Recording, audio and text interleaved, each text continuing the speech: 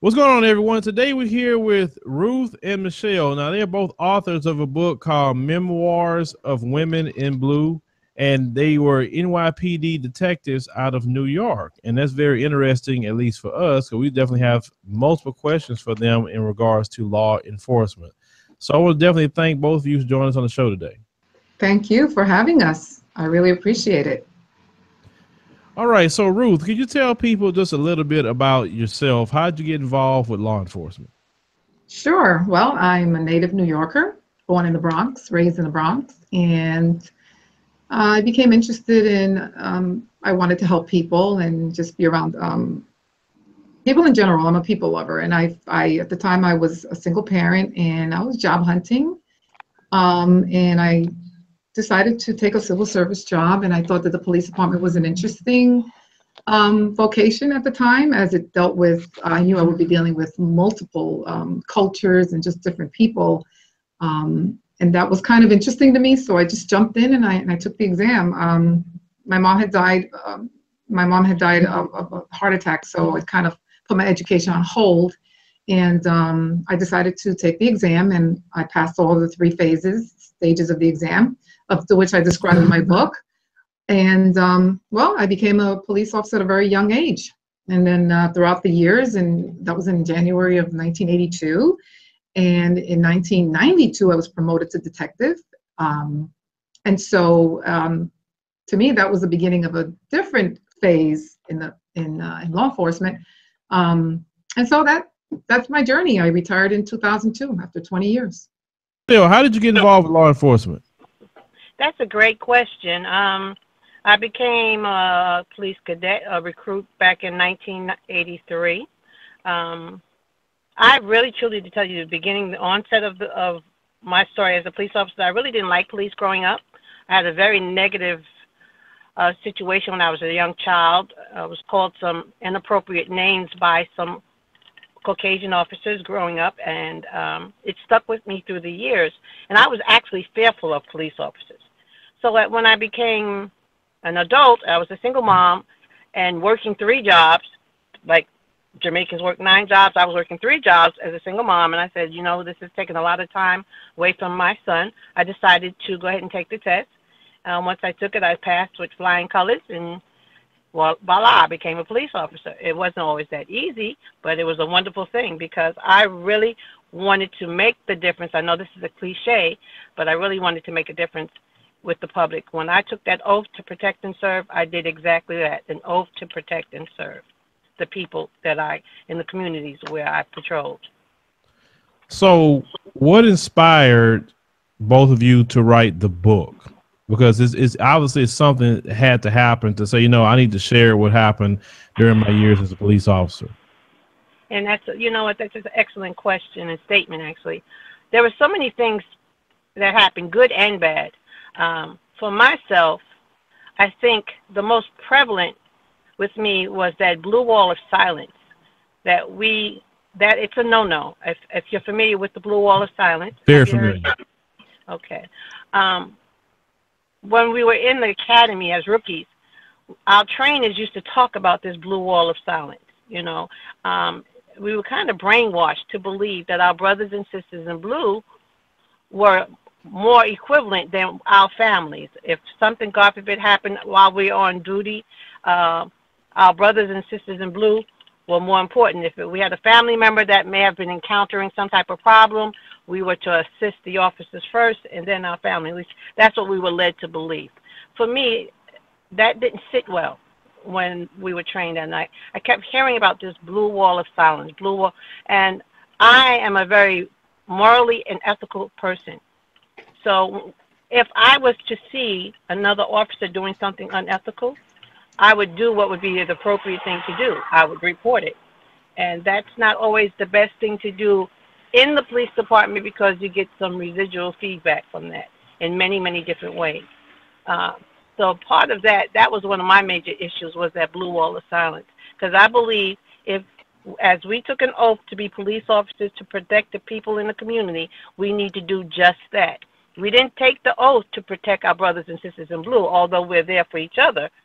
But I cannot stand up and live by something that another officer may be doing that's incorrect, and not stand up and say something about it.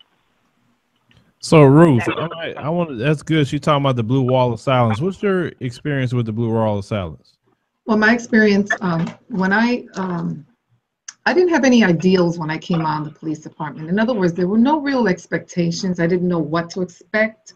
I just knew that I wanted to work with people and help people. And what I experienced in the academy and on patrol and in other detective units was isolation. I experienced separatism. I experienced unfairness in the treatment and the behavior of officers between each other. And I felt so impressed by that I said to myself, I need to write this down. But I didn't want to write it while I was an active officer. So the thought was in my mind for years and years and years. And after I had retired, I reached out to Michelle, and I didn't know I was going to be able to contact her. I didn't know she had a phone number for so many years. I thought to myself, who does that? But it was wonderful because when I called her, and she knew some of the stuff that I had gone through, and I shared with her, and I asked her if she wouldn't mind sharing her experiences as well. She agreed, and that's where, again, where our book, our memoirs were born. Early on in my career, there weren't too many women on patrol. This was back in 1982. And if there were, couldn't find them. The precinct that I worked in, there were a few women. However, I felt ostracized by my fellow officers. And as I continued throughout the years in the police department, the behaviors is what prompted me, like the relationship that officers had with each other. And you talk about this blue wall of silence and camaraderie. There is to a certain extent, but also there are cliches and cliques rather, and groups. And I felt that there was a lot of separatism within the police department. There was no unity in the police department. And so the behaviors that were, and I explained them in my memoirs, very offensive. The work environment was very hostile. I didn't expect any favorite treatment because I was a woman. However, there were no boundaries, and I felt, wow, this is insane. And the boss is kind of like, well, you took the job. So if you took the job, you're expected to deal with it, suck it up, and keep it moving. But it impressed me so much that I needed to write these experiences down, because I knew that somewhere in this country, in different states, there are women of color or women of women of any color that will be experiencing the same things that I went through. And so that's what impressed me to write my experiences down. But as a Black woman, and just specifically as a Black woman, you watched and you patrolled during the time of the crack epidemic. Would definitely correct? Yes. Okay. Yes. How did you feel about in what Ruth is saying is basically, and we know this goes on in police departments, you have a lot of these Caucasian males making stereotypical comments or downright racist comments about Black people. This has been proven over and over again, even by the FBI and how they watch police departments. What did you go through in either hearing that or seeing the stereotypes being portrayed on Black people, especially during the crack epidemic? Well, and that's again a good question. For myself, I actually chose to do foot patrol after having an encounter with a patrol officer in a vehicle. And as we were patrolling, he chose to use the N-word. There was some church-going people. I patrolled in a predominantly Black area of Brooklyn, New York, East New York. I don't know if you're familiar with it. Mm-hmm. And as we were patrolling, there were some church members standing in the streets, and there was a big puddle of, it was in the wintertime, it was a big puddle of water. So he started laughing and said, do you want to see some N-words jump? And he must have forgot I was sitting next to him. So I was very offended by that comment, So he splashed in the water, and it got on some of the church people, and then he rolled off. So that was very disheartening. I actually called for supervisory assistance, had him pull over. He rode down past the block and turned the corner so the people that got splashed did not know where he went. The supervisor came on the scene, and how they addressed that issue was, yes, they took me out the vehicle, which was fine with me because I didn't want to be part of driving with this foolish officer, because he could have got me killed, both of us killed, you know, for him acting inappropriately. And so I chose to do a foot post. And from that day on, I chose to do a foot post in that community. And I love being in the community. I love the one-on-one working with the community. I had nothing to be fearful of. You know, it's just sometimes you have some officers who, they were not raised around people of color, and they don't know how to act around people of color. So that's why I and Ruthie, we really chose to write this book, because we want to open lines of dialogue and education and doing role plays to educate our young folks as well as people in the community how to address officers when they are stopped, as well as getting the officers, getting to the hierarchy of the police departments and having them engage with the community. Because if you don't have these open lines of dialogue, things are going to continue to happen the way they are happening. Now, do you feel, due to your experience that you heard with the officer, and obviously he wasn't fired, correct? No, he wasn't. He stayed in the vehicle. They As put another usual? Caucasian officer in the vehicle with him. As usual. That doesn't surprise us at all. Do you feel black officers should patrol black communities due to that experience that you have? You know what? I really feel that cultural diversity is the key, because the communities are now becoming more culturally diversified. So to just put black people, a black officer in a black community, I don't think it's going to just do justice.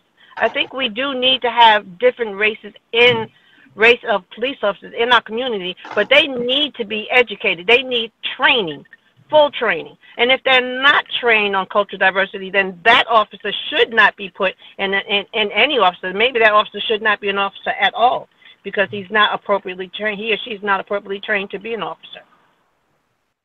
Now, Miss Ruth, did you have any experiences similar to what Miss Michelle had about an officer using the possible N-word or some stereotypical language towards black people? Let me say that I didn't experience. I need to say first that you know, for the most part, 90% of police officers are decent, law-abiding citizens like the rest of the population. And I don't think that, you know, when they put their uniforms on or whatever they wear to work, I don't think they have an intention to stereotype people, to plan on killing people. There's always a 10% of people who just think that they can do whatever. Okay, so regarding the stereotypes, police officers are a product of their communities. I have heard stereotypical comments. I'm Hispanic, so I've heard, you know, the terminologies that were used back then was skills, you know, just all kind of derogatory names. I worked in a predominantly Hispanic, African American, Caribbean community.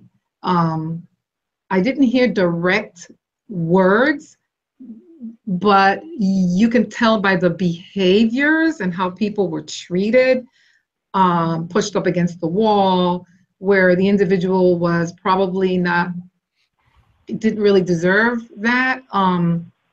You know, so I didn't want to put a racial thing on it. Everybody stereotypes, and I'm not saying that it's appropriate and that it's acceptable.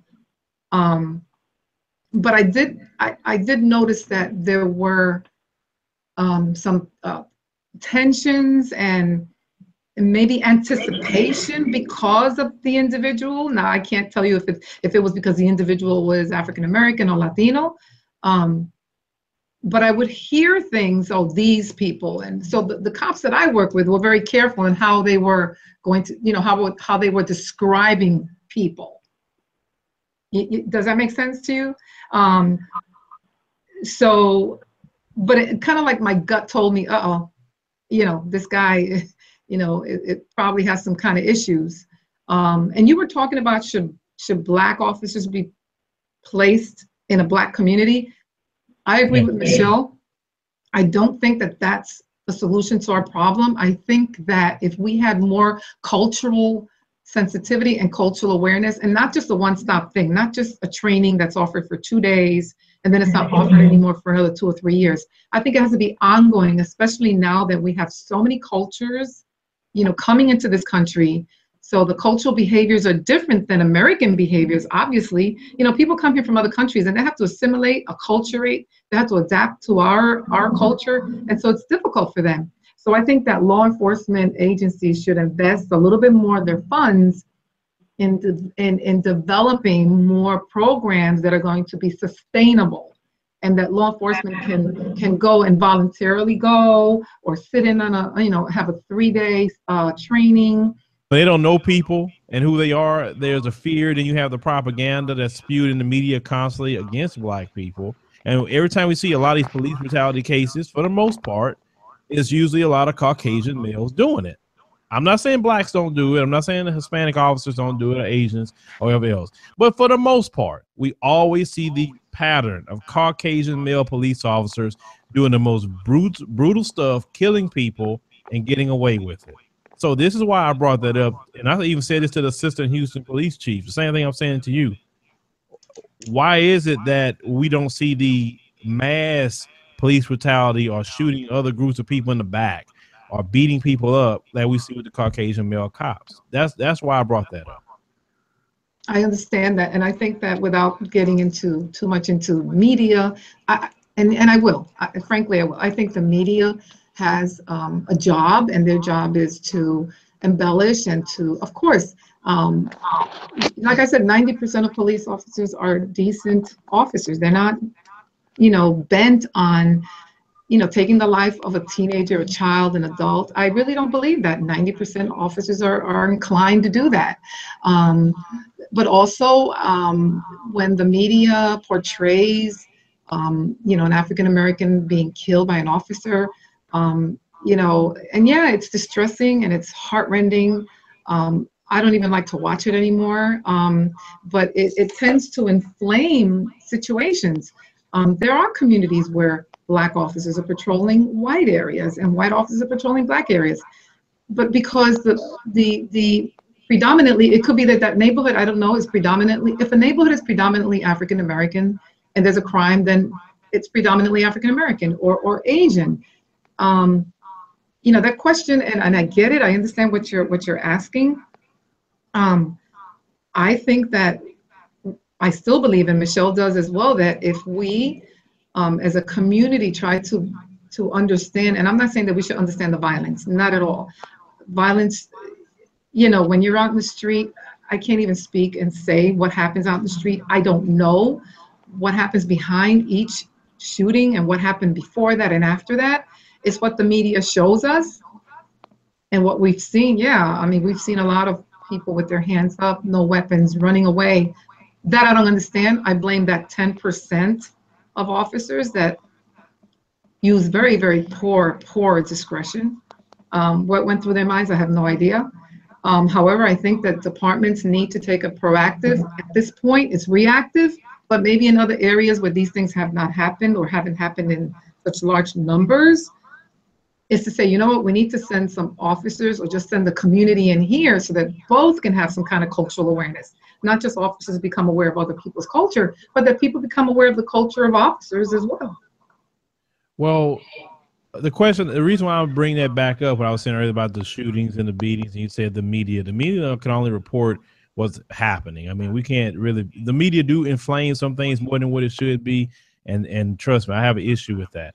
But I don't see constantly Black officers shooting, white people in the back, or beating, or 5 to 6 Black officers beating white people up constantly, or dragging them all over the place, or seeing a Black officer turn over a white female student in the class and drag her by her hair across the floor. I don't see these incidents with Black officers or Hispanic officers or Asian officers or Arab officers. I don't see that constantly. Every time I'm looking up, it's a Caucasian male police officer that's doing it. So that's why I'm asking you, or both of you as former officers, even the American Psychiatric Association stated that white male police officers would be more violent toward black males and look at them as older at the age of 10. So why is that keep happening? Yeah, and I understand that, and that's staggering that you found that study. You know, if we took a look at the ratio of black cops to a white cop in the community, where are these African American officers? Do we have African Americans that are even interested in law enforcement? You know, coming from New York, I can't tell you the numbers, but Michelle and I can agree, we do have a large population of Black and Hispanic officers in New York City. I don't know about other cities. I don't know why. Where are they? Are they being hired? Is there some kind of quota? Is there an interest in law enforcement? I have no idea. Some of those questions are very, very hard to answer, and I wouldn't even try to because I don't know. I can only speak for the experience that I went through and what I think would probably be something that could be discussed and have some kind of dialogue with community leaders about the expectations of law enforcement, of police officers in other cultures, you know, patrolling areas where they're populated with cultures other than their own or different than theirs, and what that behavior should be like. It's distressing, it's heartbreaking, and it keeps happening, and something has to give. You know, somebody needs to stand up and say, you know what, we need to bring some education to both sides of the table. We need to educate law enforcement, and we need to educate the community as well. Maybe Michelle has something to add to it. Miss Michelle, I mean, I know the question I asked earlier to Ruth, and she had an explanation. What do you think about the question I asked? That why do we see more Caucasian male police officers be extremely aggressive and even more violent toward Black people or other groups of people, but you have other officers of Black, Hispanic, Asian, Arab? They're not doing the same things as in volume as the Caucasian male police officer. Why is that? I'm going to just put it as it is. I can't account for other people's actions, but I believe it's the inaction or the lack of education or the fear of people of color. Maybe some of them are raised in communities that they don't get to see African American or people of color often. So when they get that badge in their shield, and this is just an assumption, I don't have to be right, they feel more of the authority figure. Look at me, I'm the authority. So now with that mindset and the lack of the cultural education that they need to have, they walk around, it's just like an abusive situation, you know, power of authority. You know, I got the power, you do as I say do, not as I do. Is that appropriate? No.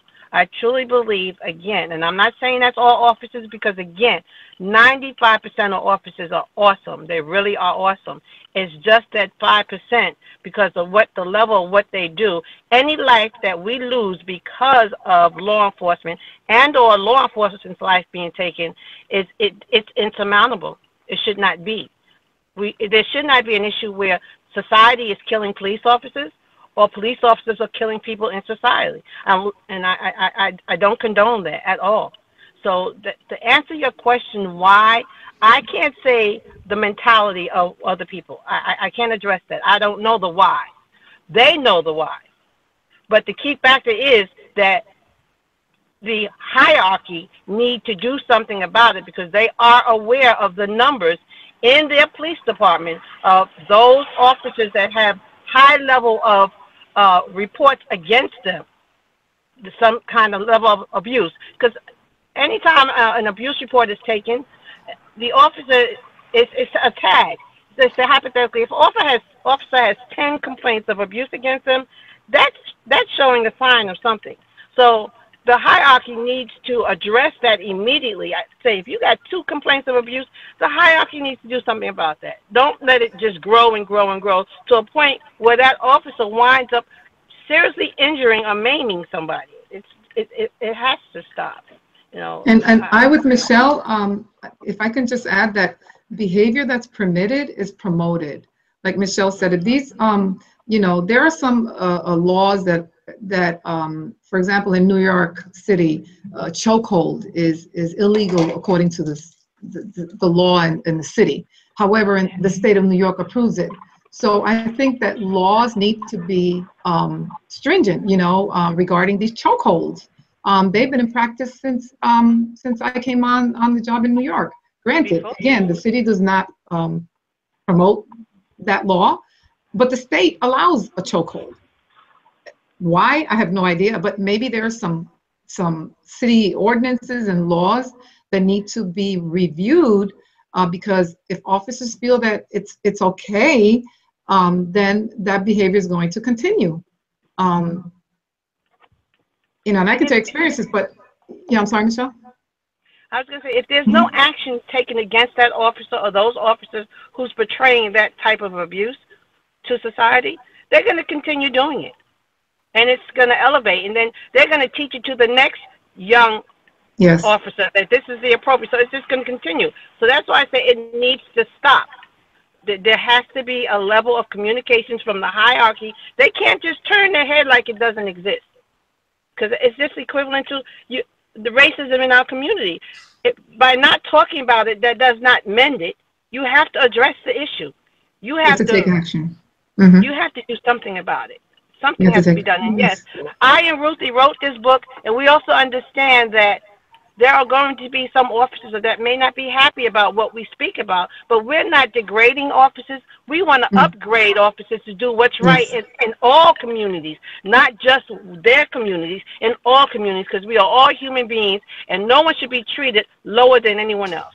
So, and that's I'm concerned about my grandchildren, my son, you, African Americans. There are white people getting beat up by cops as well, but not as to the extent that the people of color are. Well, you mentioned at the beginning when you was in the police academy, the blue wall of silence. Then during the interview, you stated, I heard one quote say, 10% of officers are not doing the right thing. Then I heard another quote say 5%. So both of you agree either 90% or 95% officers are good. But now, if I watch, me and 3 other people watch one guy beat up someone or another lady beat up someone, and we don't say anything about it, does it really make us good? We watched that happen and didn't say a word?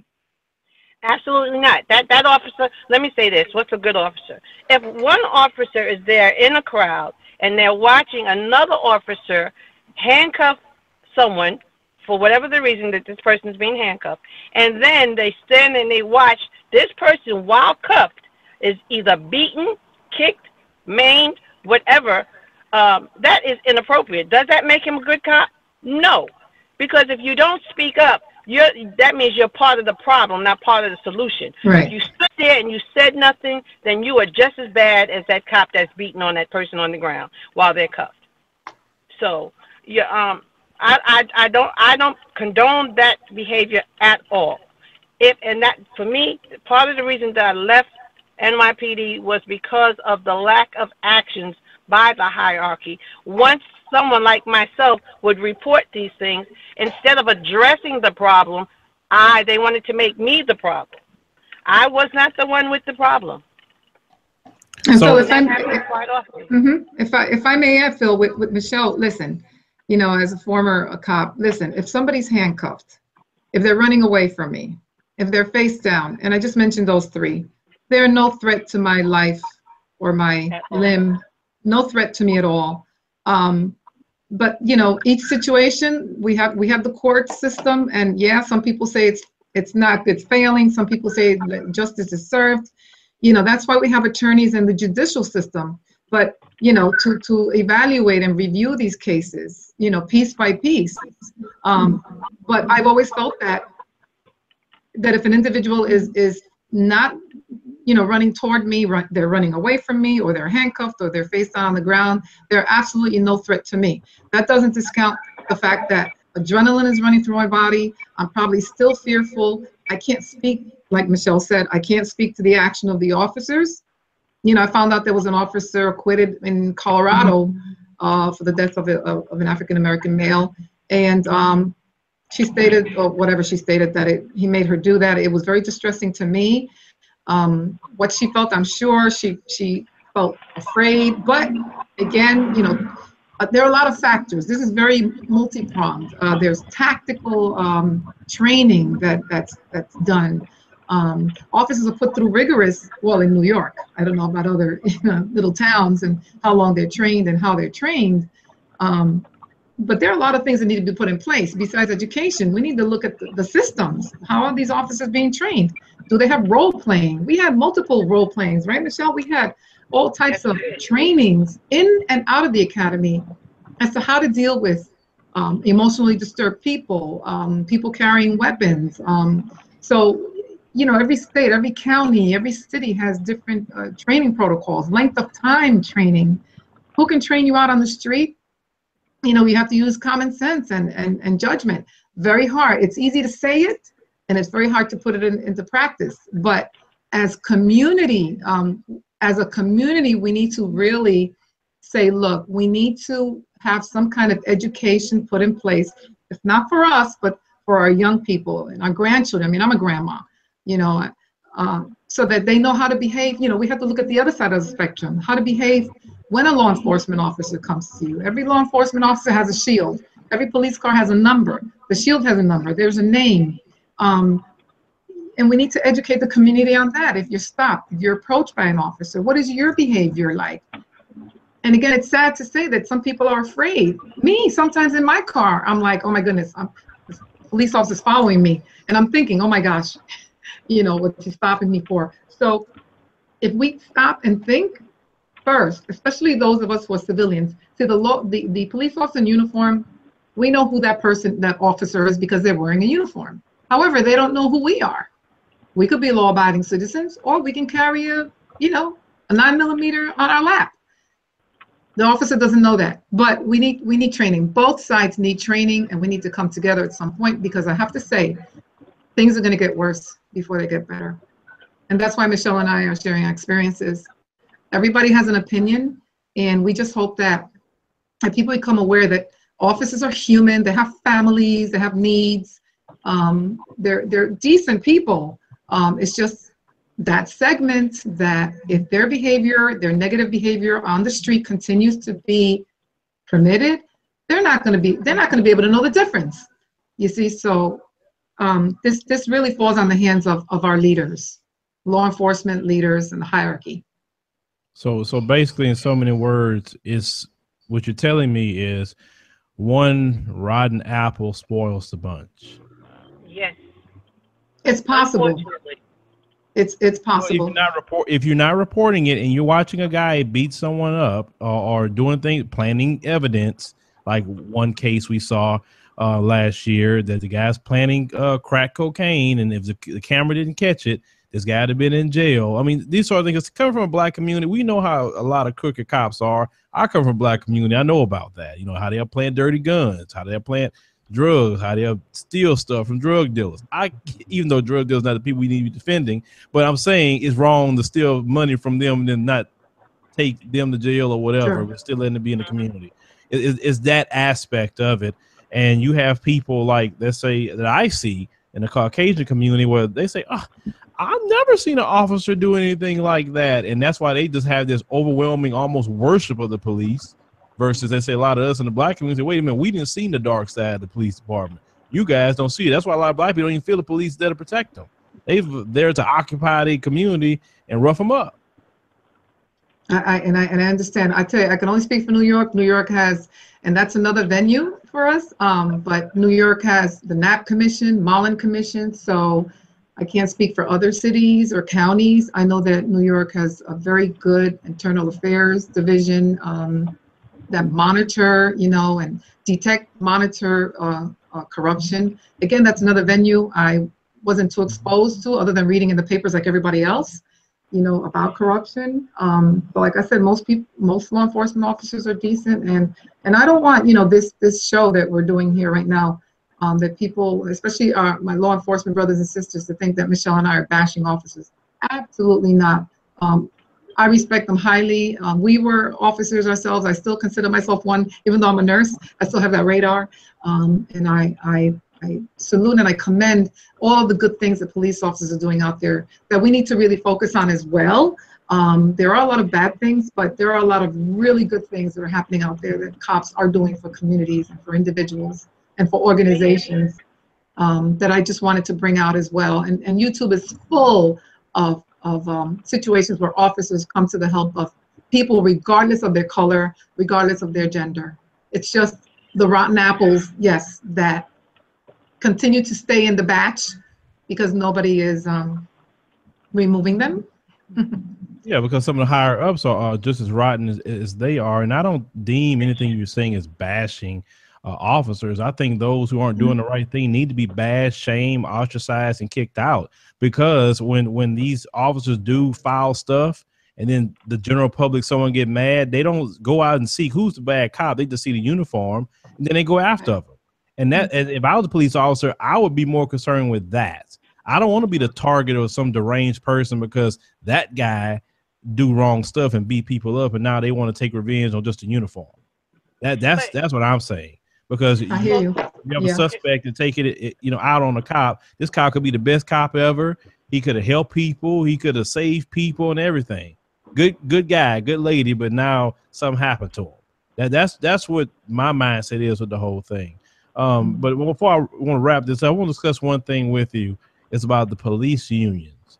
Why is the police unions so strong in this country? Why?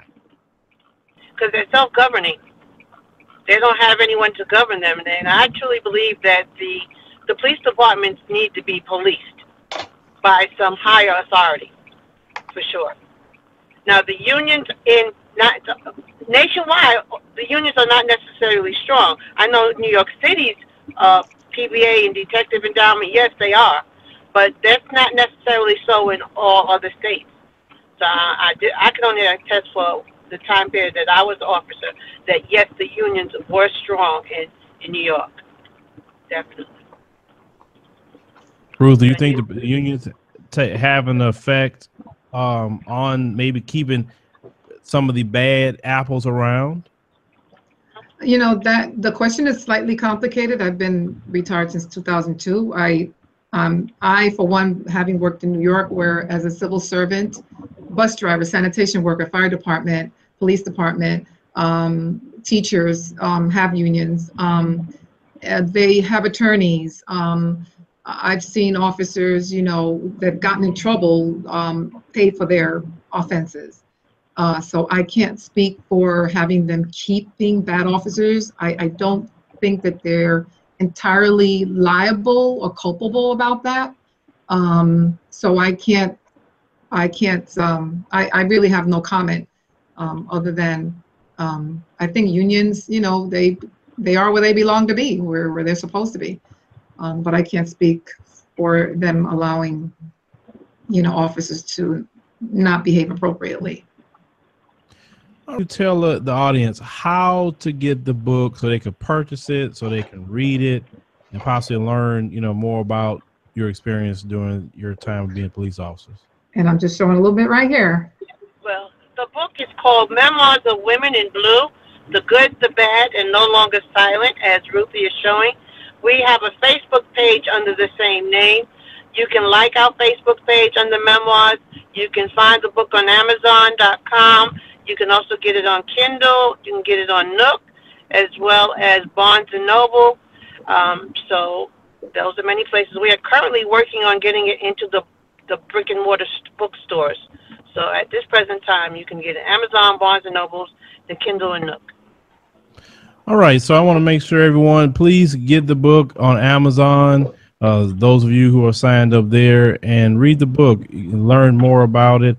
Also on the Facebook page, can people contact any one of you? Maybe they want to ask more questions about your time as a police officer. And that's a good question. I have an email address, but yes, they can, because they go on Amazon as well as on the Facebook page. They can do a review, and if they have questions and they leave their email or telephone number, we will definitely respond. But my email address is Mickey, M-I-C-K-E-Y, like Mickey Mouse, Mickey D. Croswell, C-R-O-S as in Sam, W-E-L-L @ gmail.com. And mine is answer any questions. Sorry, Michelle. And mine is raventheauthor@gmail.com. Oh, and also, Miss Ruth, I want to ask you a question. I heard you earlier say you was Hispanic. What country of origin? My parents are from Puerto Rico. Oh, Puerto Rico. Okay. Yes. All right, cool. PR. Yeah. PR. Okay. All right. The Puerto Rican community is pretty big out in New York, correct? Different pockets of New York. Well, it's NYC. Spanish Harlem. Yeah. You have Spanish Harlem. We do have different We have, sections yes. Spanish. We have several pockets. Upstate. I was, like I said, born, raised in the Bronx. So we're pretty much, I don't know that we're evenly dispersed, but yes, there are a lot of Puerto Ricans. And Phil, I have to acknowledge that I am also Hispanic origin, Dominican and Puerto Rican. Just got back yesterday from Dominican Republic. I'm there almost every other month. So yeah. Oh, okay. So you, okay. So you was at the DR. Okay. All right. That's quite interesting. You know, to hear where we are dispersed. Definitely all over the world or country of origin. So everyone, make sure to contact them if you want to ask them any other questions. Make sure to get the book, read it, and just learn a little bit more. Like I say, Miss Michelle, Miss Ruth, thank you for joining us on the show today. We definitely appreciate it. Well, thank you for having us. Yes, truly, thank you so much. Appreciate it.